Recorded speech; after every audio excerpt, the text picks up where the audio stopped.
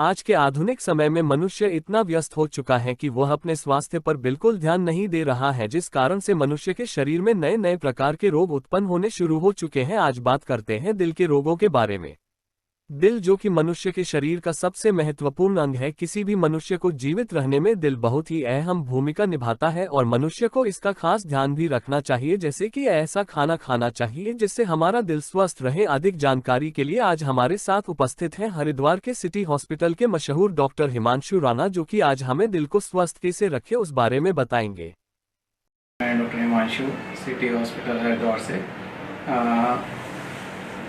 मैं यहाँ पे कंसल्टेंट सीनियर कार्डियोलॉजिस्ट की तरीके से कार्यरत हूँ। जैसा हम सभी आज की डेट में जानते हैं कि हमारी जीवन शैली जो एक नॉर्मल इंसान की होती है, वो बहुत ही तनाव से भरी हुई और बहुत ही भागदौड़ वाली ज़िंदगी हो गई है। और उसमें हमारा जो खान पान का अक्सर है, जो जीवन शैली के साथ साथ वो खान पान का तरीका बहुत ही गलत तरीके से हम आज की डेट में उसको लेते हैं। खासतौर से जो हमारी जीवन शैली है, कोई प्रॉपर टाइम नहीं है। जो अगर हम जीवन शैली में शुरुआत से देखें तो हमारी बेसिक दिनचर्या ही कि आज की डेट में देर रात तक जागना, फिर देर रात तक जाग के सुबह देर से उठना, तो ये हमारी बॉडी इस चीज़ के लिए यूज टू नहीं है।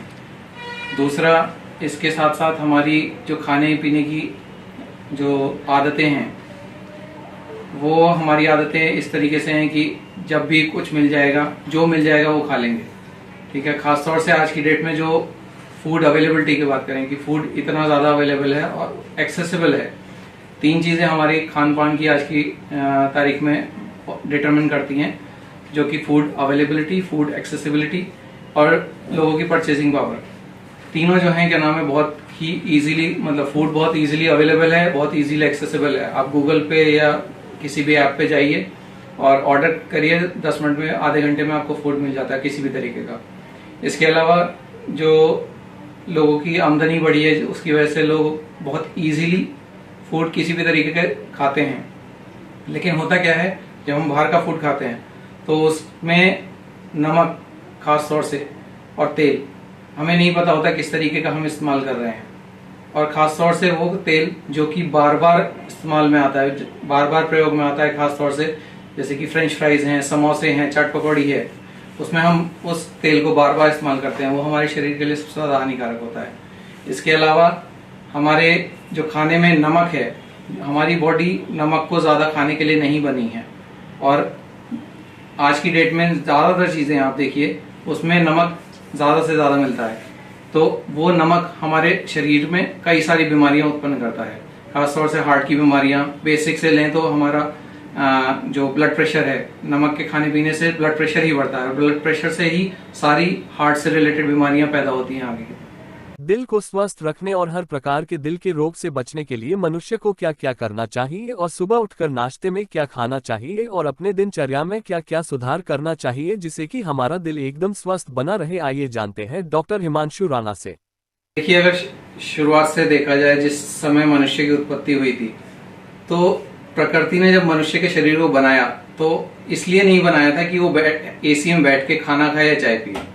उसको बनाया था सर्वाइवल के लिए। वो जंगल में जंगली जानवरों से बचाव करे और अपना खाना खुद ढूंढे, जंगली जानवरों को मार के खाए या फल ढूंढ के खाए। ठीक है। बहुत ही हार्श परिस्थितियों के लिए हमारा शरीर बना हुआ है।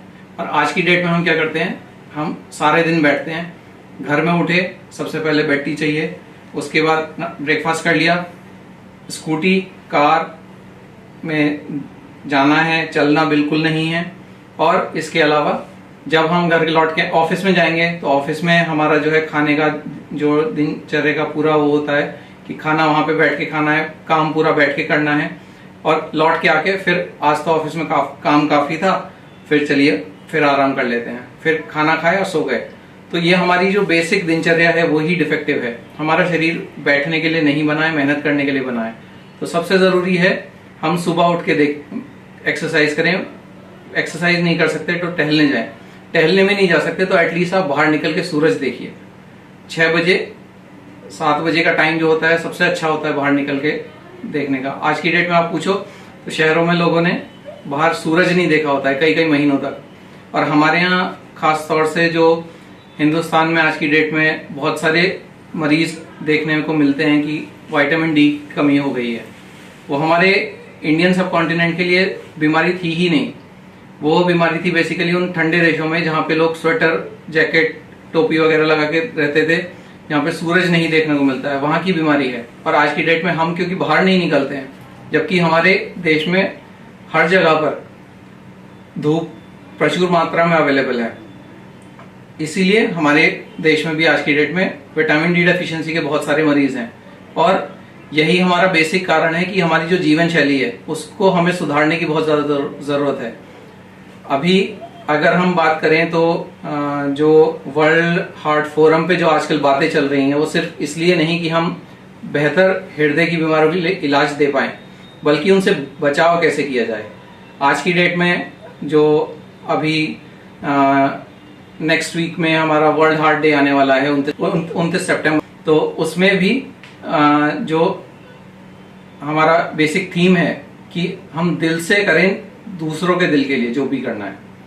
और इससे पिछले साल जो वर्ल्ड हार्ट डे की थीम थी वो ये थी कि कार्डियोवास्कुलर हेल्थ फॉर ऑल, नहीं कि कार्डियोवास्कुलर डिजीज या कार्डियोवास्कुलर ट्रीटमेंट, बेटर ट्रीटमेंट। इसका मतलब कि हमें ये सोचना है कि इन बीमारियों को कैसे रोका जाए, ना कि इन बीमारियों को कैसे इलाज किया जाए।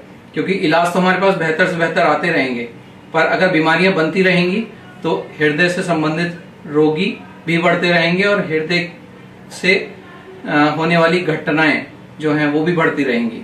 अब हरिद्वार के लोगों को किसी भी प्रकार के दिल के रोग के इलाज के लिए पहले की तरह हरिद्वार से बाहर जाने की जरूरत नहीं है। रानीपुर मोड़ पे स्थित सिटी हॉस्पिटल में दिल के हर प्रकार के रोग के इलाज के लिए हर प्रकार की आधुनिक मशीन उपलब्ध है। अधिक जानकारी के लिए एक बार फिर हम जुड़ते हैं डॉक्टर हिमांशु राणा से।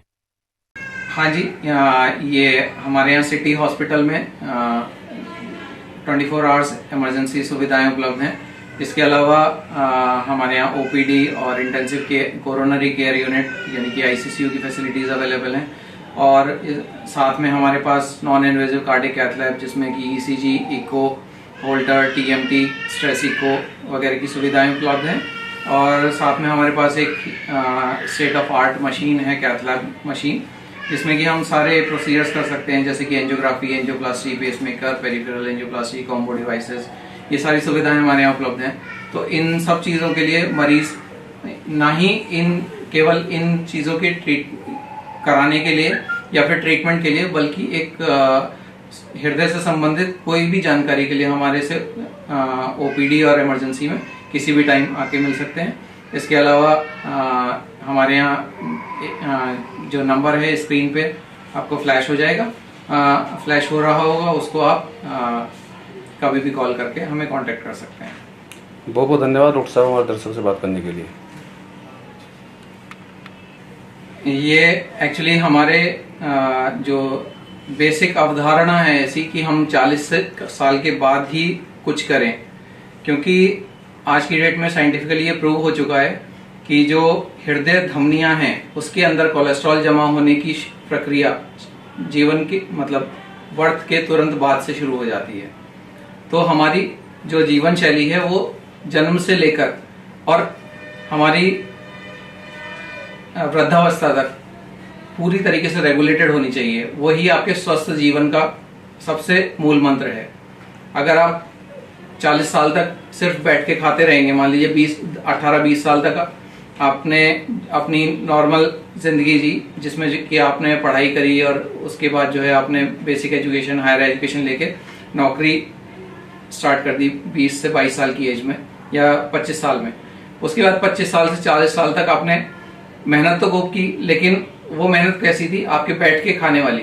और वही एक टाइम होता है जब आप अपने शरीर को किस तरीके से ढालते हैं, और आप अगर उसमें एक स्वस्थ जीवन शैली अपनाते हैं तो वो आपके लिए सबसे ज्यादा असरदार होगी और सबसे ज्यादा फायदेमंद होगी आपके आने वाले टाइम के लिए, जो कि 40 साल के बाद शुरू होता है। तो हमें एक स्वस्थ जीवन शैली 40 साल से ना शुरू करके एक यंग एज से शुरू करनी चाहिए। असल में ड्रिंक्स, मैं किसी पर्टिकुलर ड्रिंक्स के बारे में तो नहीं बोलूंगा, लेकिन होता क्या है कि ज़्यादातर ड्रिंक्स जो हमारी होती हैं वो बेसिकली हाई कार्बोहाइड्रेट, यानी कि उसमें शुगर की मात्रा बहुत ज़्यादा होती है, और ये शुगर की मात्रा हमारे शरीर के लिए सही नहीं है। जब हमारे शरीर में शुगर बहुत ज़्यादा मात्रा में जाता है तो वो चर्बी बनाता है या कोलेस्ट्रॉल बनाता है, और वो कोलेस्ट्रॉल फिर हमारी खून की धमनियों में इकट्ठा होता है। इसके अलावा बाकी ये और भी बीमारियां उत्पन्न कर सकता है, जैसे कि आगे चल के डायबिटीज वगैरह। तो बेसिकली हमें अगर कोई ड्रिंक्स ले भी रहे हैं तो ड्रिंक्स वो हार्ट के लिए फायदेमंद है या नहीं है ये तो मैं नहीं कहूंगा, बल्कि मैं ये कहूंगा कि कुछ भी लेने से पहले आप ये सोचें कि वो आपके हार्ट पे क्या इफेक्ट डाल सकता है।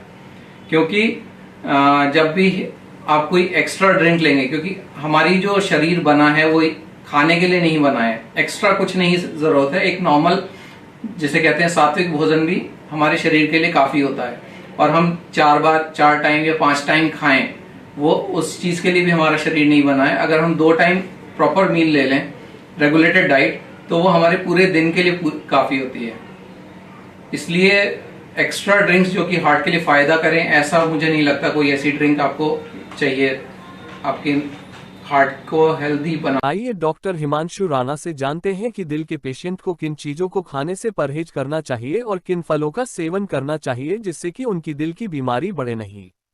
और साथ ही यह भी जानते हैं कि नमक दिल के मरीज को किस तरह हानि पहुंचा सकता है। कुछ अवधारणाएं हैं असल में, जैसे कि हम बोलते हैं, एक पुरानी इंग्लिश में कहावत है, an apple a day keeps a doctor away.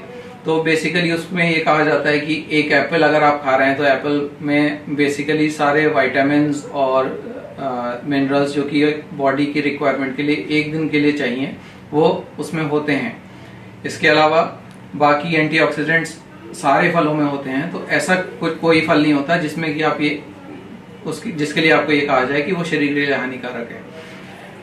हाँ, मैं ये जरूर कहूंगा कि कुछ फल जो कि किसी पर्टिकुलर बीमारी में नुकसान दे सकते हैं। नुकसान से मेरा मतलब है जैसे कि शुगर के मरीजों में केला अगर देंगे तो शुगर लेवल बढ़ा सकता है, वो शुगर को अनकंट्रोल कर सकता है। तो ऐसे मरीजों में इन फलों का परहेज करना चाहिए। लेकिन बेसिकली सारे फल ही शरीर के लिए अच्छे होते हैं, और फल में विटामिन्स और एंटीऑक्सीडेंट्स के अलावा जो फाइबर जाता है वो बॉडी के लिए सबसे ज्यादा इंपॉर्टेंट होता है।